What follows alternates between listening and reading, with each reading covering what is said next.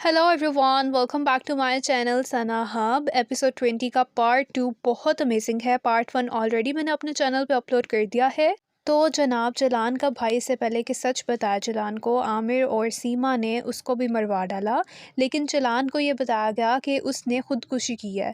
और जब वो ये सुनती है तो हवास बाख्ता हो जाती है। वो फ़ौरन करान के पास आती है, उसके मुंह पे थप्पड़ मारती है और फिर वो उसे बताती है कि तुम्हारी वजह से मेरा भाई आईसीयू में है, तुम्हारी वजह से वो अपनी जान के लिए लड़ रहा है, जैसा तुम चाहते थे वैसा हो गया। अच्छा, यहाँ पे जलान को ये बताया गया है कि याकूब ने खुदकुशी करने की कोशिश की है।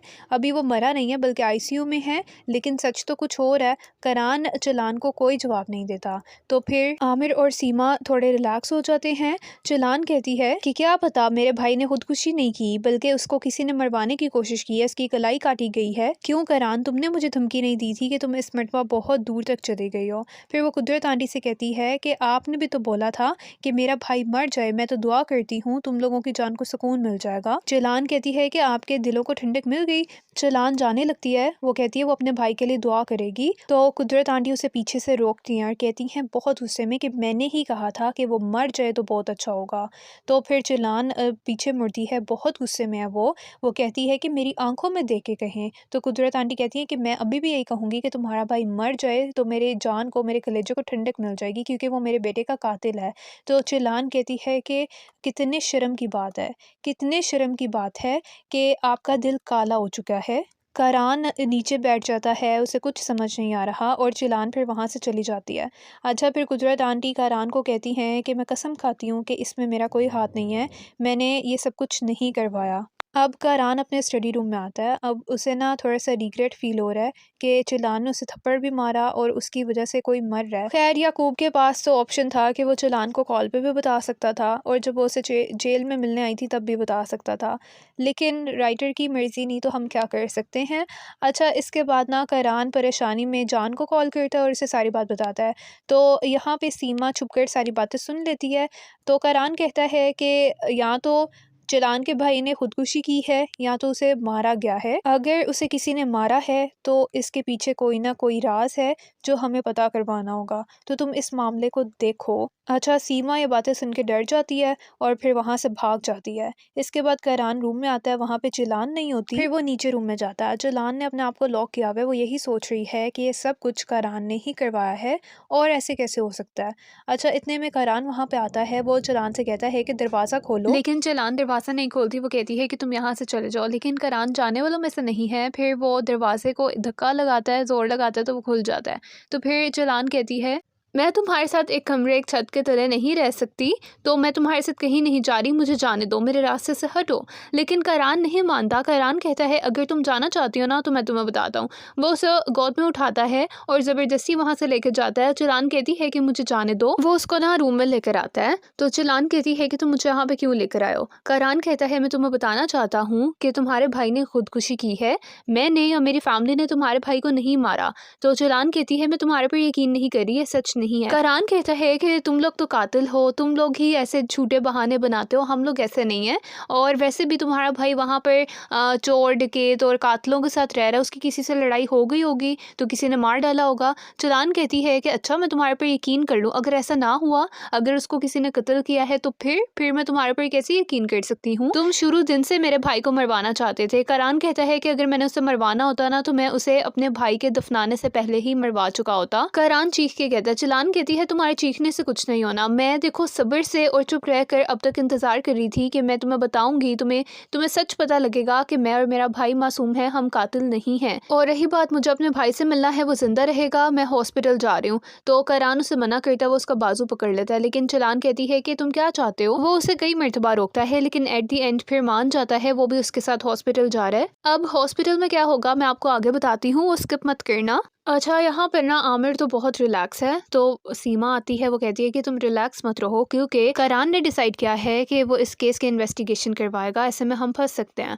तो फिर आमिर अपने बंदे याकूत को कॉल करता है और फिर वो उसको सारी बात बताता है कि उसने जहान को तो मार डाला था, लेकिन इससे पहले कि वो याकूब को मारता तो वहाँ पर बंदे आ गए तो उसका काम अधूरा रह गया, अभी वो जिंदा ही है। और उसने ऐसे शो करवाया है कि जहान और याकूब के दरमियान फाइट हुई थी और फिर याकूब ने जहान को मारा और बाद में खुदकुशी करने की कोशिश की। अब देखना आगे आमिर क्या करेगा। इससे पहले कि करान और जलान हॉस्पिटल पहुंचे, वहां पर आमिर पहुंच जाता है। आमिर काउंटर से और एक नर्स से याकूब की इन्फॉर्मेशन लेता है। वो नर्स को अपनी बातों में उलझाता है कि हम बाद में मिलेंगे। वो लड़की उसकी बातों में आ जाती है और फिर वो कहती है कि याकूब आईसीयू में है, आप वहां जाके उनको मिल सकते हैं। लेकिन जब आमिर पहुंचता है तो बाहर पुलिस खड़ी होती है। खैर, इसके बाद आमिर फिर सीमा को कॉल करता है और कहता है कि वो याकूब को मार डालेगा। इसके बाद हम देखते हैं कि करान और जलान जब जाने लगते हैं घर से, तो कुदरत आंटी उन्हें देख लेती हैं और फिर वो शोर मचाती हैं कि तुम इस लड़की को हॉस्पिटल नहीं लेके जा सकते, ये मेरे बेटे की कातिल है, इसको यहीं पर पड़े रहने दो। लेकिन करान कहता है कि मैं किसी की बात नहीं सुनूंगा और वो जलान को वहां से ले जाता है। खैर, अब आमिर ने अपनी ड्रेसिंग को चेंज किया है थोड़ा सा। अब वो डॉक्टर बन चुका है, यानी उसने अपना गेटअप डॉक्टर वाला बना लिया ताकि कोई भी उसके ऊपर शक ना करे। अच्छा, इतने में ना याकूब का भाई मुस्तफ़ा और उसकी फैमिली मिलने आते हैं, लेकिन पुलिस उसे अंदर नहीं जाने देती। आईसीयू के अंदर याकूब से नहीं मिलने देती। यहाँ पर जोर ज़बरदस्ती भी होती है लेकिन कोई फ़ायदा नहीं। इतने में आमिर इस मौके का फ़ायदा उठाता है और वो फिर आईसीयू में चला जाता है। पुलिस उसको रोकती भी नहीं है क्योंकि उनको लगता है कि वो तो डॉक्टर है। अब आमिर को समझ नहीं आ रहा कि वो याकूब को कैसे मारे, तो फिर वो एक पिलो पकड़ता है और वो याकूब के मुंह पे रख देता है ताकि वो उसका सांस बंद करेगा तो वो मर जाएगा।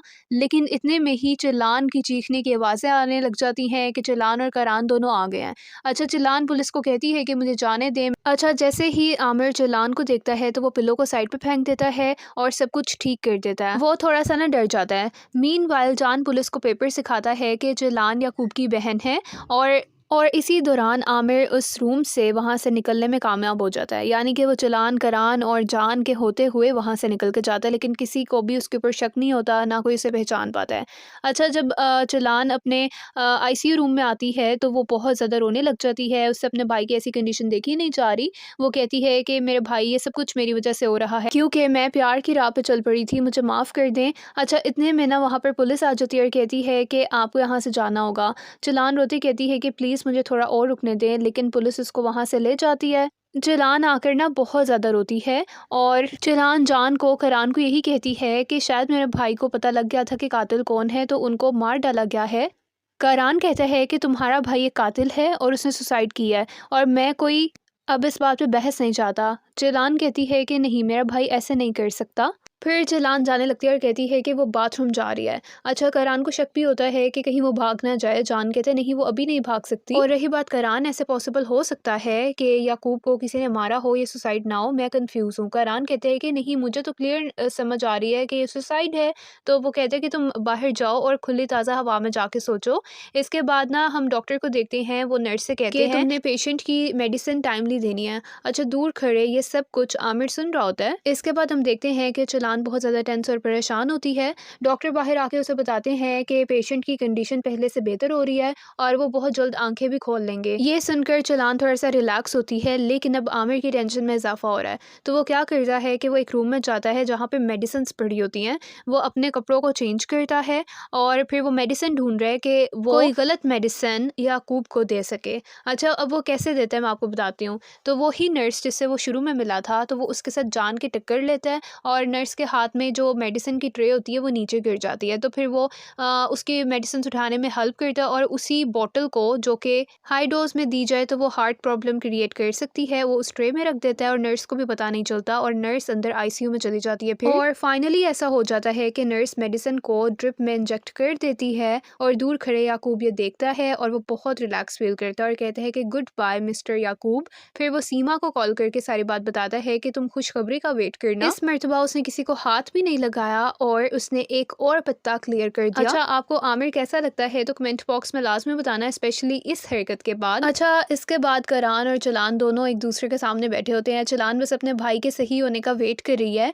तो करान कहते हैं कि काश हम लोग ना मिले होते, हम लोग ना मिलते तो शायद तुम्हारा भाई आज इस हालत में ना होता, ना मेरा भाई कब्र में होता। चिल्लान कहती है कि वो उस टाइम का वेट कर रही है कि जब तुम्हें पता लगेगा कि असल कातिल कौन है और मेरा भाई मासूम है। अच्छा, इतने में ना नर्स एकदम से डॉक्टर को आवाज़ देती है क्योंकि याकूब की हालत बहुत ख़राब हो रही है। तो डॉक्टर फ़ौरन ही आईसीयू में जाते हैं। ये देखकर चिल्लान बहुत पैनिक कर जाती है। वो आईसीयू में जाना चाहती है लेकिन करान उसे पकड़ता है। चिल्लान बहुत रोती है। करान उसे थोड़ा सा सहारा देता है। खैर जलान ना अभी तक वेट कर रही है क्योंकि अभी तक डॉक्टर्स ने कुछ भी नहीं बताया। तो फिर जलान कहती है कि मेरे भाई ने आज तक किसी के साथ बुरा नहीं किया, तो उनके साथ ऐसा क्यों हो रहा है? अब यहाँ पे करान चुप है, वो उसे ये नहीं कह सकता कि तुम्हारा भाई मेरे भाई का कातिल है। अच्छा, जलान फेंट होने लगती है तो फिर करान कहते हैं कि तुम आके बैठ जाओ, लेकिन उसको अपने भाई की मेमोरीज याद आ रही हैं। बहुत टफ टाइम है। आमिर भी वेट कर रहे हैं कि अभी तक खुशखबरी क्यों नहीं आ रही।